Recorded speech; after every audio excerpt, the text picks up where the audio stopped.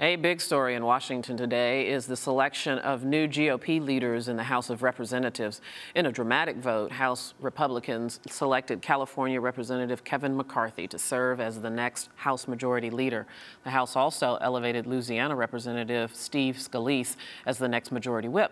They will serve alongside Speaker John Boehner and guide the party through 4 months of legislative work leading up to the midterm elections. It was the stunning primary election defeat of outgoing Majority Leader Eric Cantor that led to this reshaping of the GOP leadership team. For analysis of this news, we turn to Alex Bolton, who is a senior staff writer for TheHill.com, and he joins us from the Russell Rotunda in Washington, D.C. Hey, Alex, always good to see you.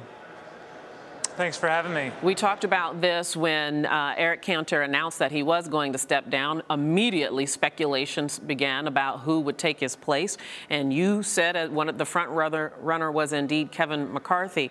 So I guess I'll just start with, how will he be a different leader in the party than Eric Cantor was? Well, I think one major difference is that Kevin McCarthy is quite close to Boehner.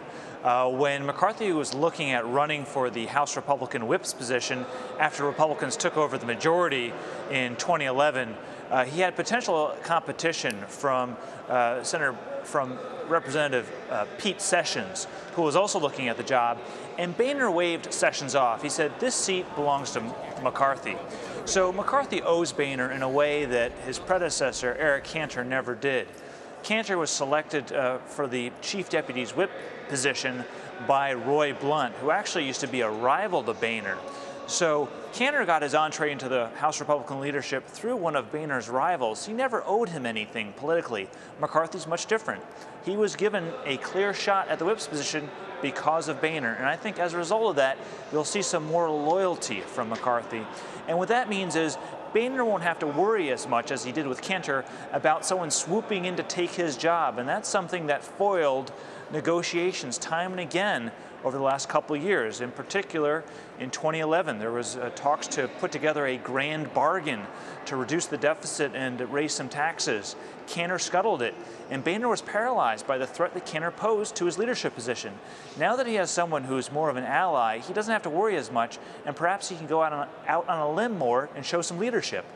But to that end, though, Alex, I wonder what your assessment is. He's been criticized by GOP hardliners for not being conservative enough.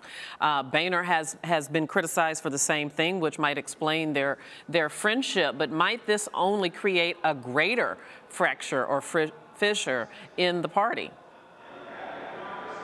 I don't think so. I think the fissure that was there was between Cantor and Boehner. And actually, I spoke to one of my editors who covers this very closely. He thinks that since a senior aide to Boehner stepped down, the relationship between Cantor and Boehner has gotten a lot better over the last several months. But it was really that tension between those two leadership offices that created a lot of the paralysis in the House. Boehner was scared to take on the Tea Party conservatives in his caucus because he knew that Cantor could swoop in and take his job. And so now that McCarthy's there, not the same threat. And McCarthy perhaps has been criticized for not being conservative enough. He's from California. It's not a deep red state. But he is, I guess another thing to point out is his leadership style is kind of similar to Boehner's in that he's pretty easygoing.